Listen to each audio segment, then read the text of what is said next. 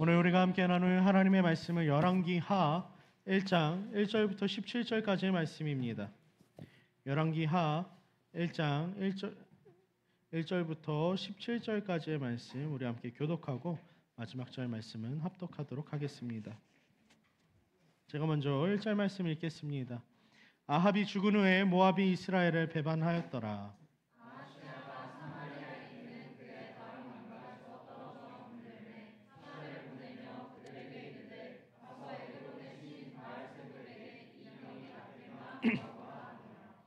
여호와의 사자가 디셉 사람 엘리야에게 이르되 너는 일어나 올라가서 사마리아 왕의 사자를 만나 그에게 이르기를 이스라엘에 하나님이 없어서 너희가 에그론의 신 바알세붑에게 물으러 가느냐.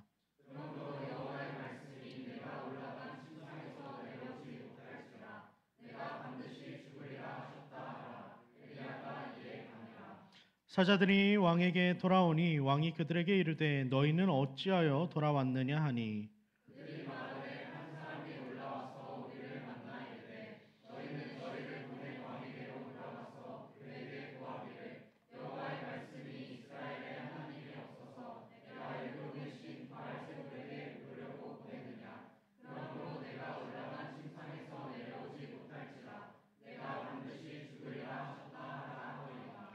왕이 그들에게 이르되 올라가서 너희를 만나 이 말을 너희에게 한 그 사람은 어떤 사람이더냐.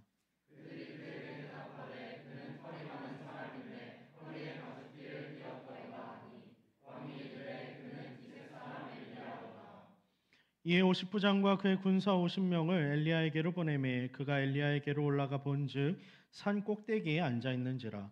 그가 엘리야에게 이르되 하나님의 사람이여 왕의 말씀이 내려오라 하셨나이다.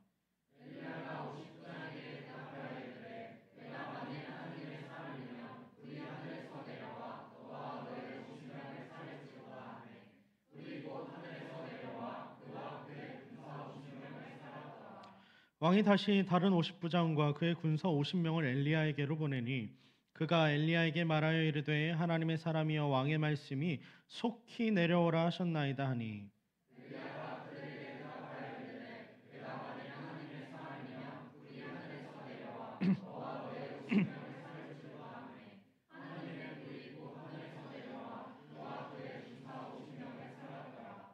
왕이 세 번째 50부장과 그의 군사 50명을 보낸지라. 셋째 50부장이 올라가서 엘리야 앞에 이르러 그의 무릎을 꿇어 엎드려 간구하여 이르되 하나님의 사람이여 원하건대 나의 생명과 당신의 종인 이 50명의 생명을 당신은 귀히 보소서.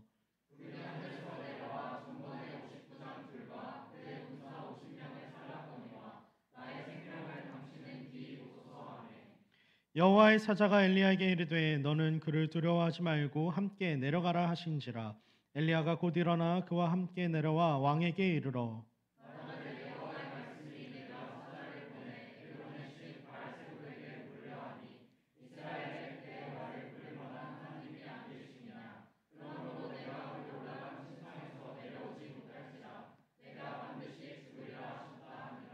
함께 읽겠습니다. 왕이 엘리야가 전한 여호와의 말씀대로 죽고 그가 아들이 없으므로 여호람이 그를 대신하여 왕이 되니 유다 왕 여호사밧의 아들 여호람의 둘째 해였더라.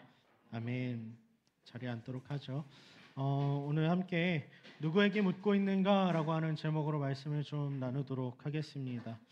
여러분, 말씀은요 늘 영적인 거울입니다. 우리의 상태가 어떠한 상태인지를 온전히 드러내주고 비추어주는 거울이죠. 오늘 본문의 말씀에서도 다시 한 번 더 이 말씀이 영적 거울이라는 것을 우리는 확연하게 알 수 있습니다.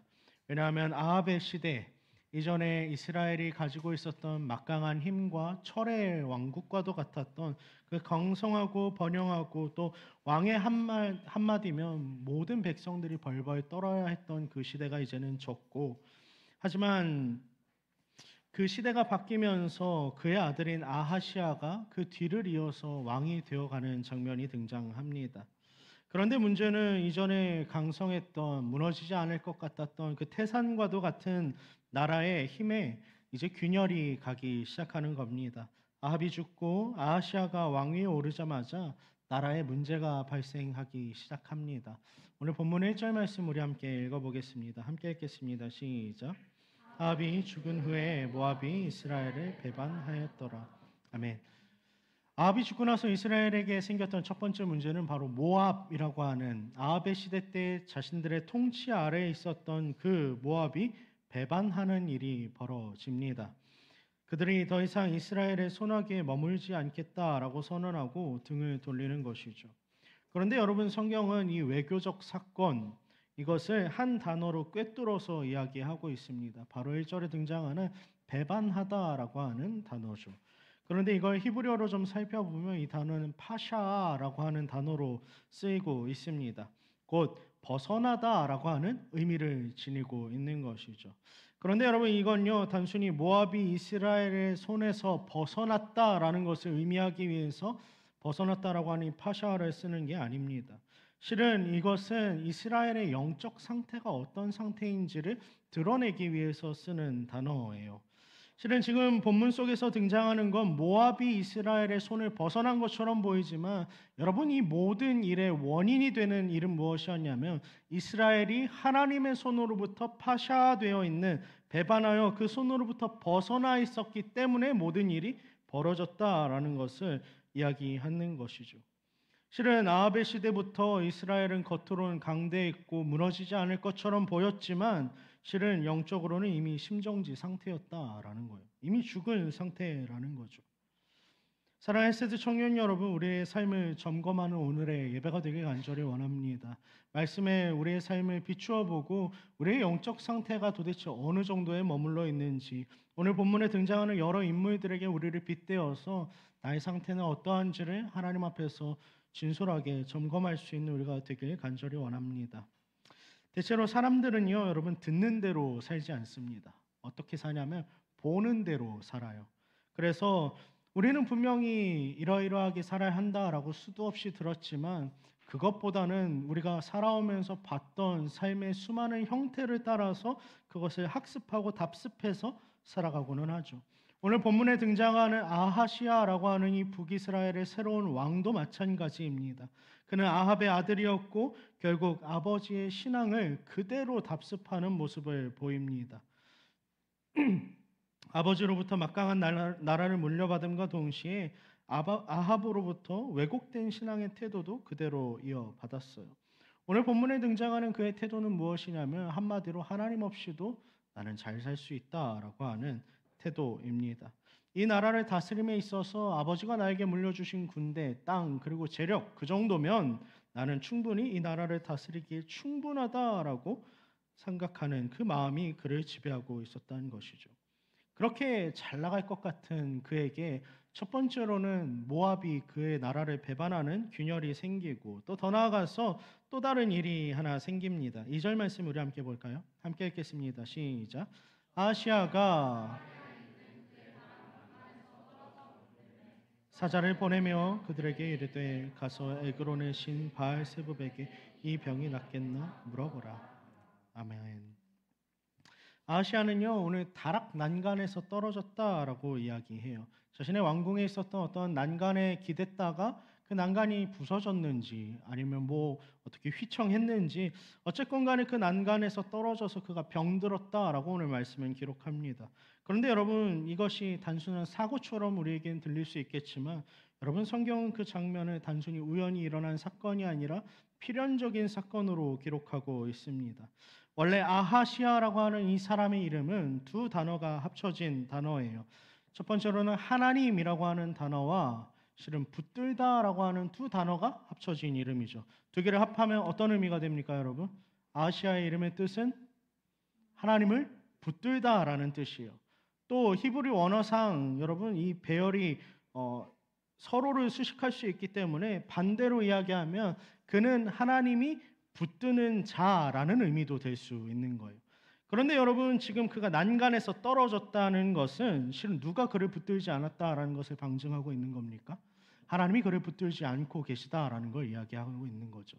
그런데 반대로 이야기해서 그가 난간에서 떨어진 것은 또다시 이야기하면 그가 하나님을 붙들지 않았기 때문에 벌어진 사건입니다라고 우리에게 은연중에 이야기하고 있는 거예요.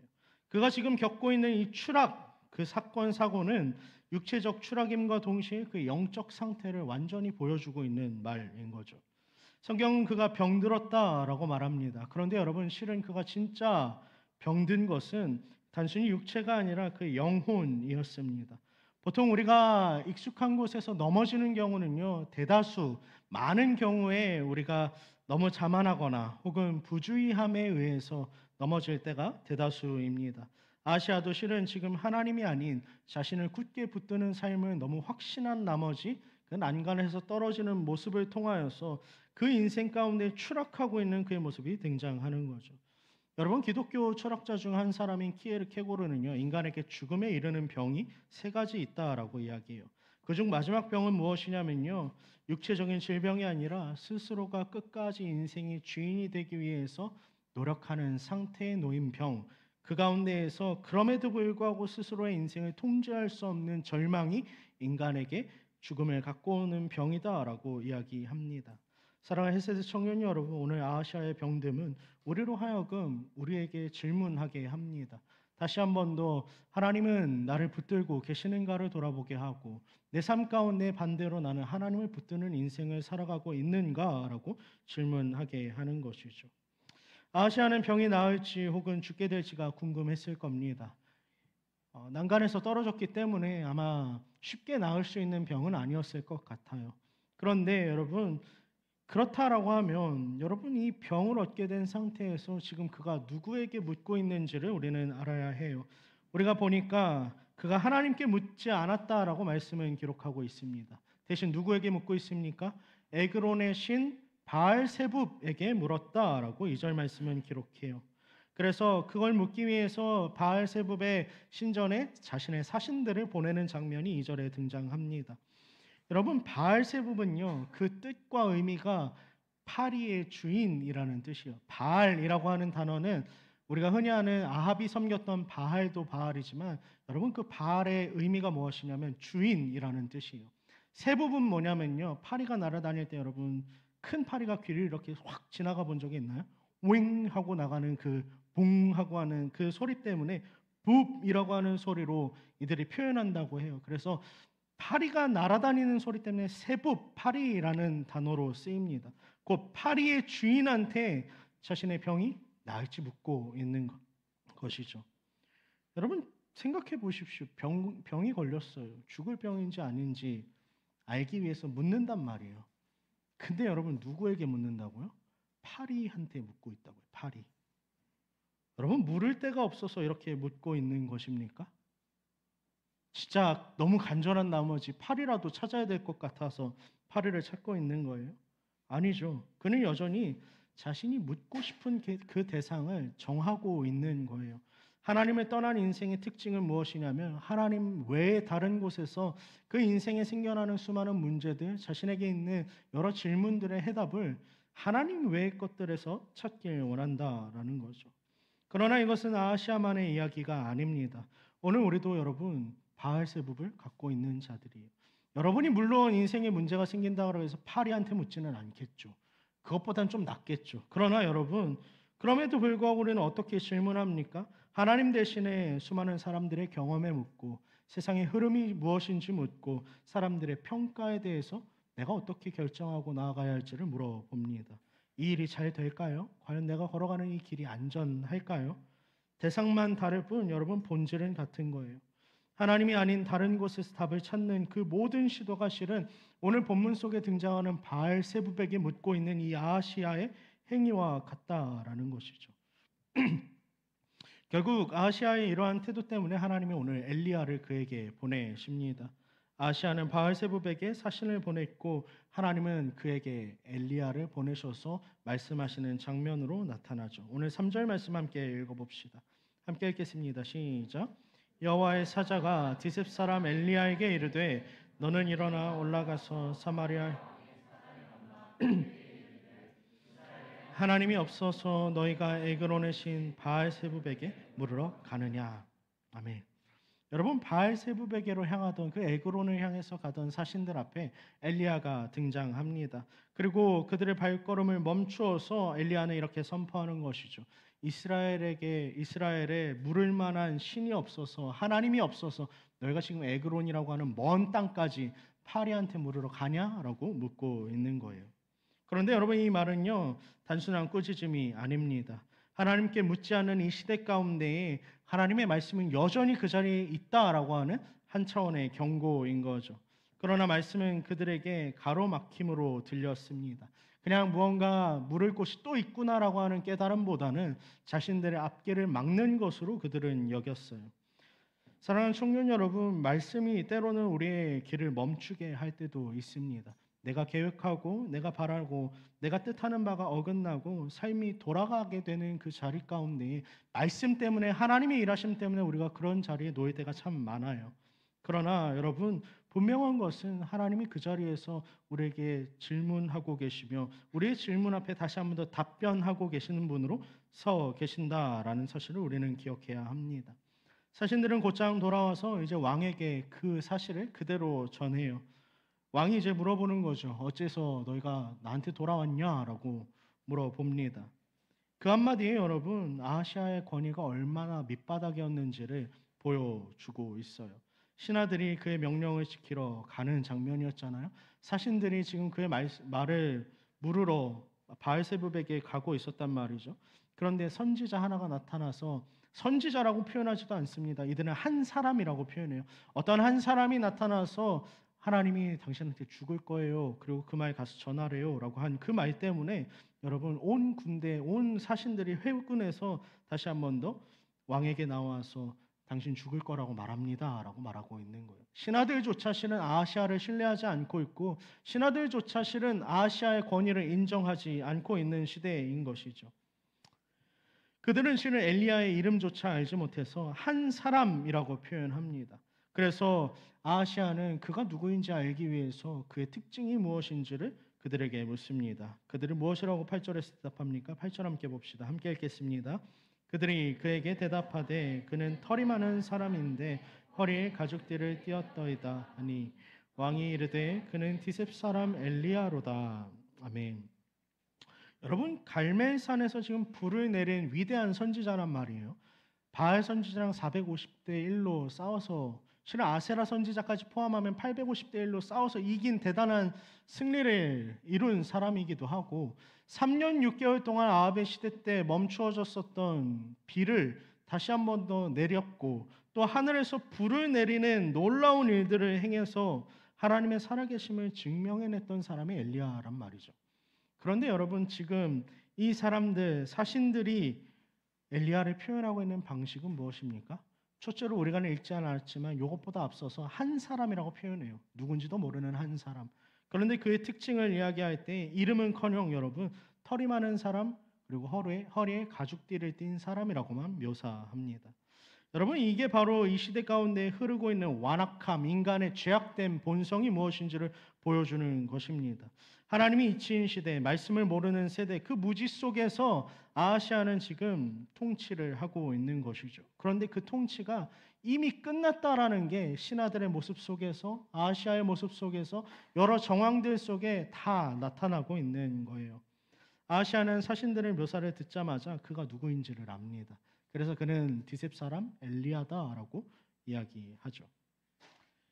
그가 엘리야를 어떻게 알고 있었을지 좀 생각해 볼까요, 여러분? 아합을 엘리야가 어떻게 대했습니까? 엘리야는 끊임없이 하나님의 말씀을 갖고 아합을 괴롭혔던 사람이에요. 아합이 하고 싶은 대로 할 때마다 나타나서 그 앞길을 가로막고 너 틀렸어라고 말했던 사람이 바로 엘리야입니다.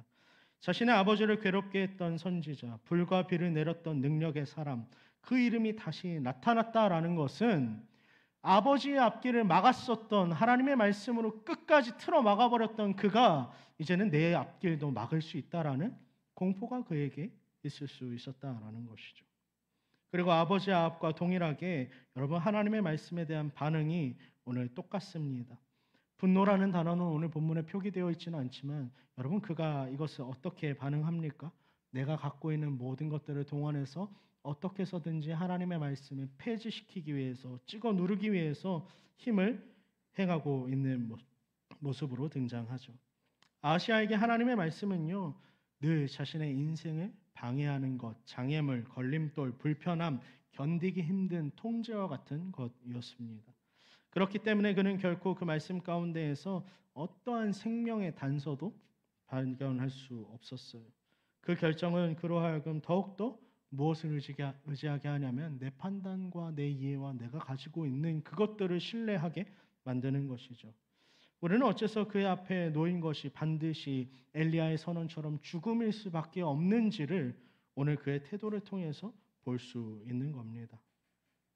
결국 아하시아는 하나님의 말씀을 듣고 굴복하지 않아요. 대신 50부장을 보내서 엘리야를 내 앞으로 끌고 와라라고 이야기합니다. 그는 여전히 왕의 권력이 하나님의 말씀보다 강하다, 내가 갖고 있는 힘이 엘리야의 능력보다 크다라고 확신하고 있는 인생인 거죠. 그들은 이제 왕이 보낸 50부장과 그의 군사들은 이제 산 꼭대기에 위치한 엘리야를 보고 이야기합니다. 우리 9절 말씀 함께 읽어볼까요? 함께 읽겠습니다. 시작. 이에 50부장과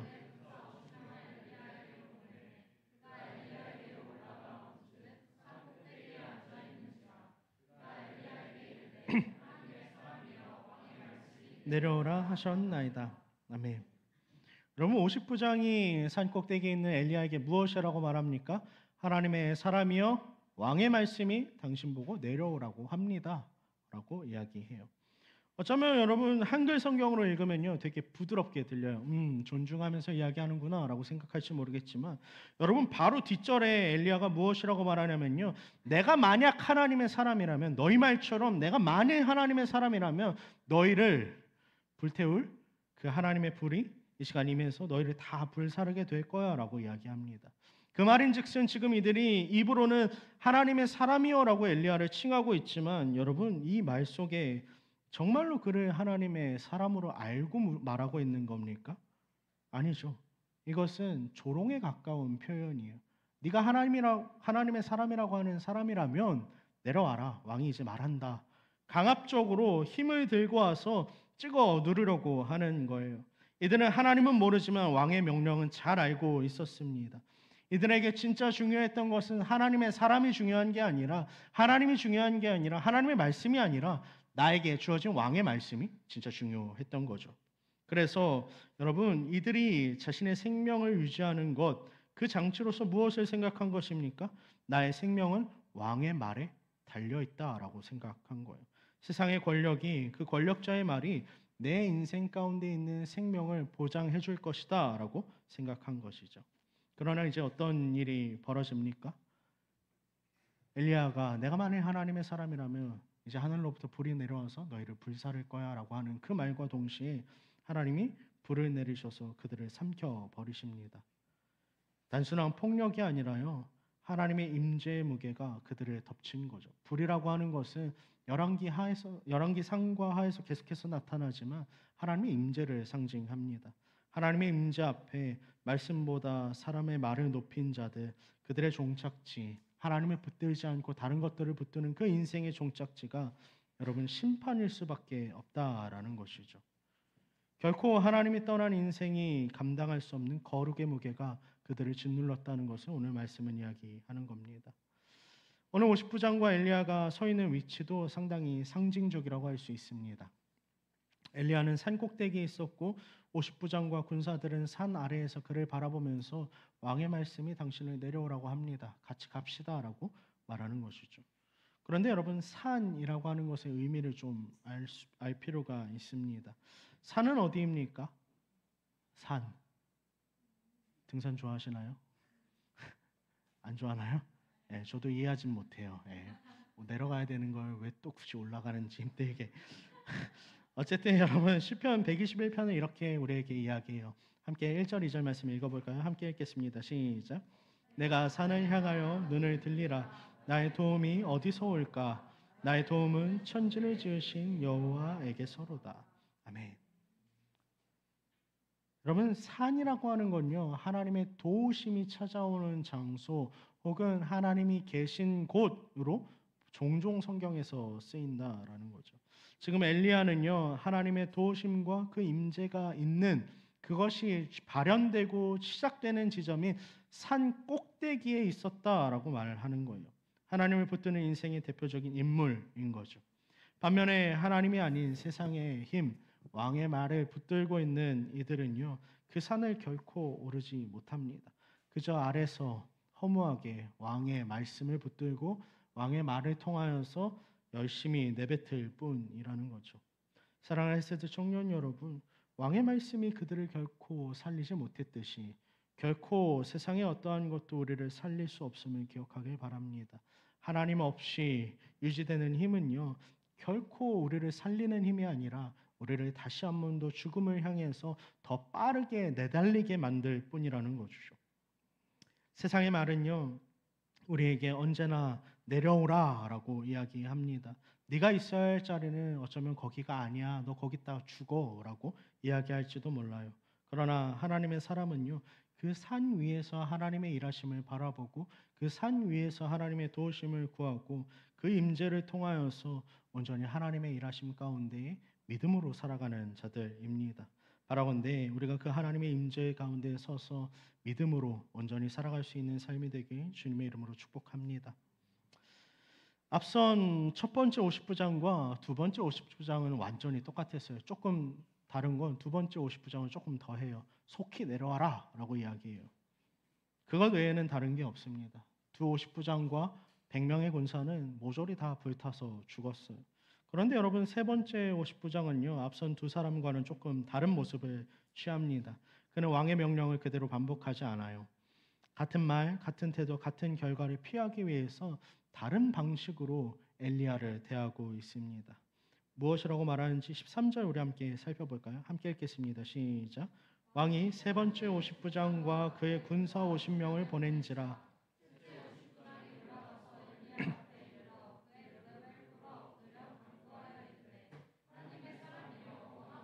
나의 생명과 당신의 종인 이 50명의 생명을 당신은 귀히 보소서. 아멘. 여러분 하나님의 사람 앞에서 지금 마지막 50부장이 보이고 있는 태도는요. 어떠한 명령이나 왕의 말씀을 붙들고 동일하게 언급하고 있는 것이 아니라 간구하며 무릎을 꿇고 엎드리는 자세로 대하고 있습니다. 특별히 간구하여라고 하는 이 단어에서 우리는 그가 어떤 태도로 하나님의 사람 앞에 엘리야 앞에 서 있는지를 엿볼 수 있습니다. 그는 자신의 약함을 인정하고 하나님의 자비하심과 은혜 외에는 내가 기댈 곳이 없음을 인정하는 태도로 지금 엘리야 앞에 서 있는 거예요. 앞선 두 부장은 왕의 말씀을 의지하고 있지만 지금 그는 왕의 말씀을 의지하는 것이 아니라 그 어떠한 것도 아니라 오직 나를 살릴 길은 하나님의 자비하심 뿐이다라는 것을 기억하고 그 앞에 다시 한 번 더 엎드리고 있는 것이죠. 여러분 이것은 우리로 하여금 무엇을 떠올리게 하냐면요. 실은 신약 가운데 나타나고 있는 강청함의 기도를 떠올리게 합니다. 여러분 기억할지 모르겠어요. 기도는 강청함으로 우리가 해야 된다고 그랬는데 그 강청함은 우리의 열심이나 노력이 아니라요. 여러분 그 강청함이라고 하는 것은 원어적으로 뻔뻔함이라는 거예요. 내가 구할 만한 어떠한 자격이 되지 않지만 그럼에도 불구하고 하나님 앞에 매달리는 태도가 바로 강청함이었습니다.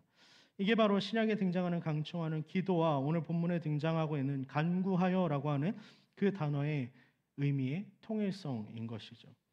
하나님은 결국 그의 자격을 보지 않으셨고 그의 엎드린 마음을 보시고 태도를 보시고 그를 살려 주십니다. 하나님은 그러한 그의 간구를 들으시고 다시 한 번 더 엘리야에게 말씀하세요. 15절 말씀 우리 함께 읽어볼까요?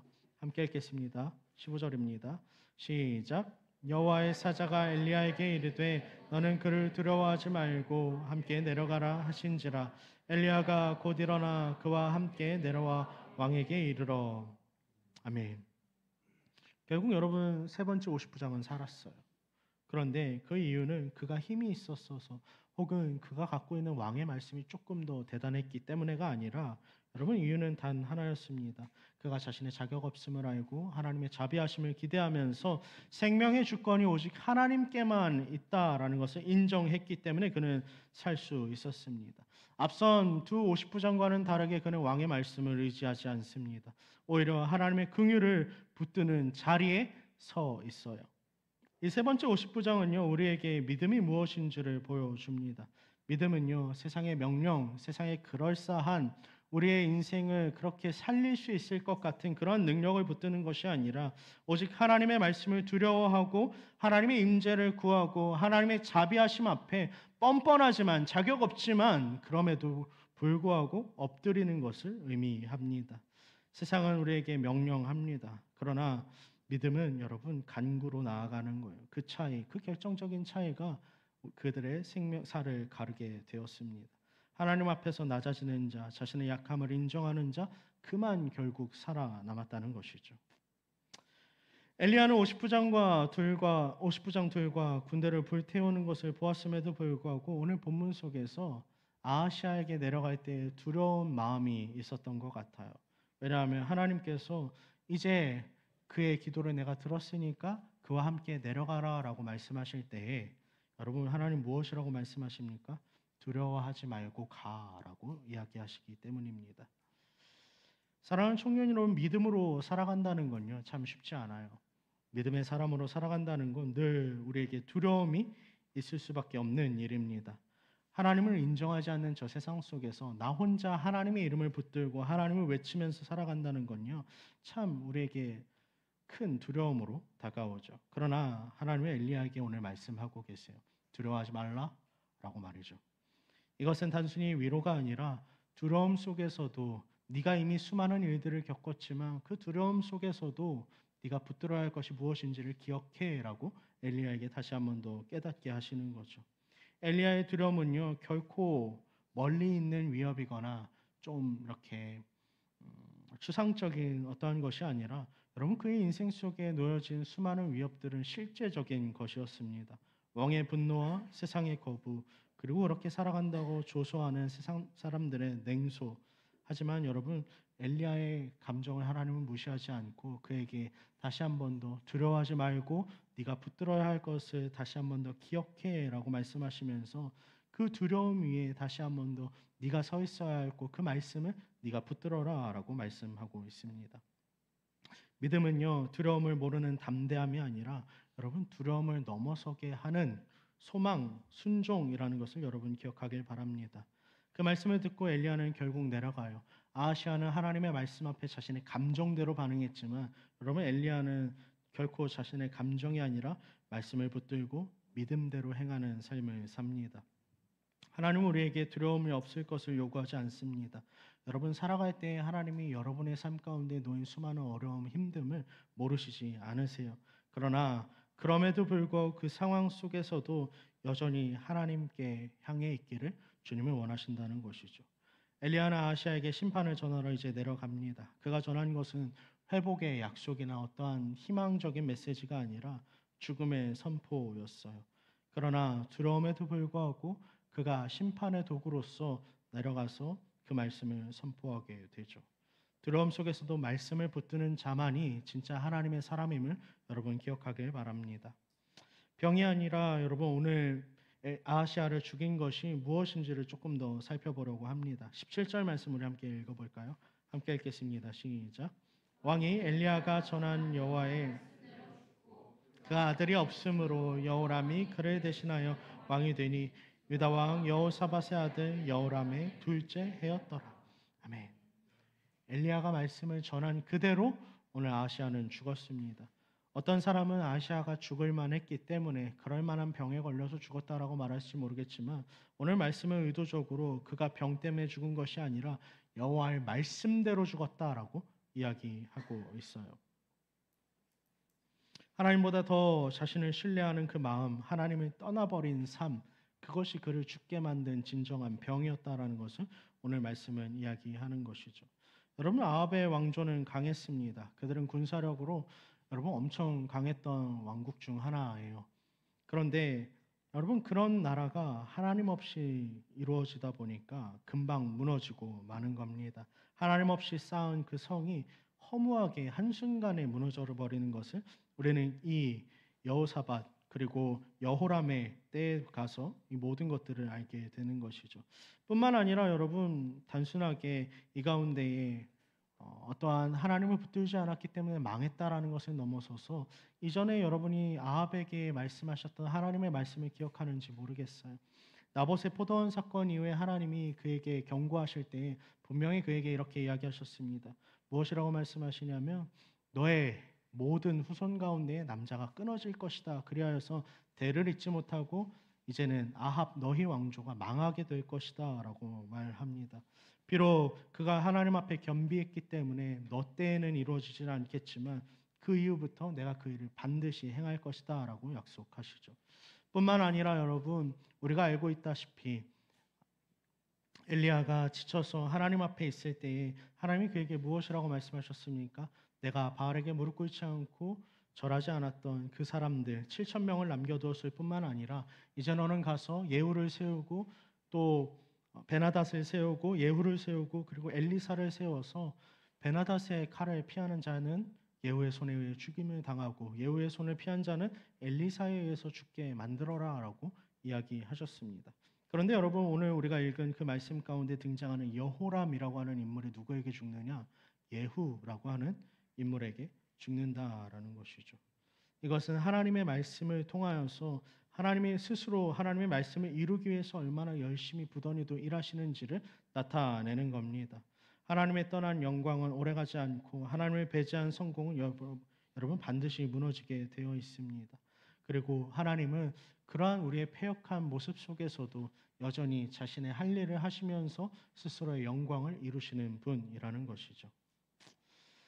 아시아의 이야기를 듣다 보면 문득 우리 자신의 얼굴이 비춰지기 마련이에요. 우리는 열왕기 상과 하의 이야기를 보면서 엘리야 편에 자꾸 서려고 해요. 그런데 여러분 실은요, 우리는 어느 편입니까? 지난주에도 살펴봤지만 우리는 나봇의 편이 아니라 실은 아합의 편이었던 것처럼 오늘도 마찬가지입니다. 아시아의 편이기보단 엘리야의 편이기보단 실은 아하시아의 편에 서 있는 자들인 거죠. 그렇다는 건 여러분 실은 우리 인생 가운데 우리가 하나님을 붙들지 않고 다른 것들을 붙들어가는 그 삶 가운데 내가 어떻게든지 나의 인생을 움켜쥐고 아둥바둥 살아가려고 하는 그 삶 속에 여러분 놓인 결론이 무엇이라는 거예요? 실은 하나님을 만날 때 우리에게 주어지는 그 결론은 죽음이라는 것밖에 없다는 것이죠. 하나님 앞에 설 때 우리는 죽음을 만날 수밖에 없다라는 거예요. 그런데 여러분 엘리야는 산에서 내려와서 죽음을 선포했습니다. 그래서 아시아는 반드시 죽게 되었어요. 그러나 여러분 우리가 하나님을 만나서 죽었습니까? 그렇지 않다는 거죠. 하나님 우리에게 전혀 다른 방식으로 내려오십니다. 엘리야는 죽음을 선포하기 위해서 내려왔지만 여러분 하나님은 우리에게 생명을 선포하시기 위해서 우리가 당해야 하는 죽음을 대신 감당하셨다라는 거예요. 그리고 그 하나님이 자비로우신 그것이 바로 십자가의 사건 가운데 온전히 나타나는 것이죠. 엘리야는 불을 내렸지만 예수님은 그 불로 하여금 당신의 몸을 태우신 것입니다. 엘리야는 심판을 말했지만 예수님은 그 심판을 스스로 짊어지는 선택을 하셨다라는 것이죠. 여러분 이게 복음입니다. 하나님께 묻지 않는 우리 인생을 위해서 하나님이 자신의 전부이신 예수 그리스도를 보내셨다라는 거예요. 그리고 우리를 용서하시기 위해서 우리에게 생명을 선포하시기 위해서 직접 우리가 져야 하는 모든 죄에 대한 책임을 직접 지셨다라는 거예요. 그래서 오늘 우리에게 필요한 믿음은 무엇이냐면요. 완벽한 믿음이 아니라 셋째 50부장에게서 나타났던 그 뻔뻔한 믿음인 겁니다. 나의 자격 없음에도 불구하고 하나님이 나에게 은혜를 주셔야만 내가 살 수 있다라는 것을 고백할 때에 여러분 우리는 예수 안에 있는 그 생명을 발견할 수 있게 되는 거예요. 하나님은 그 뻔뻔한 간구를 결코 부끄럽게 내버려 두시지 않을 겁니다. 오히려 그런 자리 가운데에서 우리를 일으키시고 우리를 자녀 삼으시고 그분의 생명을 누리게 하실 거예요. 바라건대 여러분 오늘도 주저하지 말고 그 은혜를 붙들 수 있는 여러분이 되길 바랍니다. 우리가 살 수 있는 이유, 우리가 하나님의 자녀로 살아갈 수 있는 이유, 혹은 하나님 앞에 서서 나아갈 수 있는 이유는요. 오직 그분이 우리의 죄악을 대신 감당하셨기 때문입니다.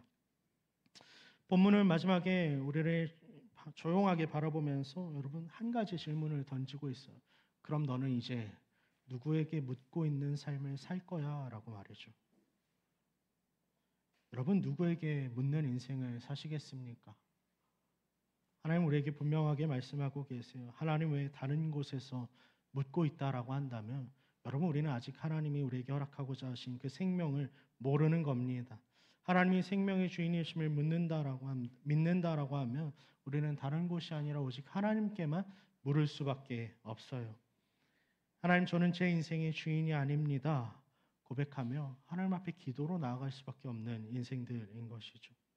바라건대 여러분, 우리가 그 자리에 서길 원합니다. 여러분 인생 가운데 다른 곳에서 인생의 해답을 찾지 마시고 수많은 여러분의 인생 가운데 놓여진 질문들 속에 하나님 앞에 물으며 나아가십시오. 여러분, 우리에게 그런 경험 하나 정도는 있어도 되지 않겠습니까? 평생을 하나님을 믿으면서 살아간다고 말하는데 여러분, 하나님 우리에게 응답하셔서 하나님 살아계심을 경험케 하시고 우리의 기도에 응답하셔서 분명한 길을 보여주시고 생명을 주시는 그 한 번의 경험 정도는 있어야 되지 않겠습니까? 바라건대 여러분 인생 가운데 수많은 문제가 있습니까? 여러분 하나님 앞에 기도하심으로 말미암아 그 문제에 대한 명확한 하나님만의 징표를 얻으시고 하나님 살아계셔서 우리에게 기도에 응답하고 계시다라고 하는 그 하나님의 주권을 온전히 경험할 수 있는 여러분이 되길 원합니다. 하나님께 묻는다라는 건 그러므로 우리가 살아있다라고 하는 증거예요. 반대로 이야기하면 여러분 기도하지 않고 하나님께 묻고 있지 않고 있다라고 한다면 여러분 죽은 것과 다름없는 인생인 겁니다. 하나님 여전히 말씀하십니다. 이스라엘에 너희에게 하나님이 없어서 너희가 지금 바알세붑에게 묻고 있느냐라고 말이죠. 그 물음 앞에서 우리는 이제 하나님 앞에 믿음의 답변을 쏟아낼 수 있는 우리가 되길 간절히 소망하고 또 주님의 이름으로 축복합니다.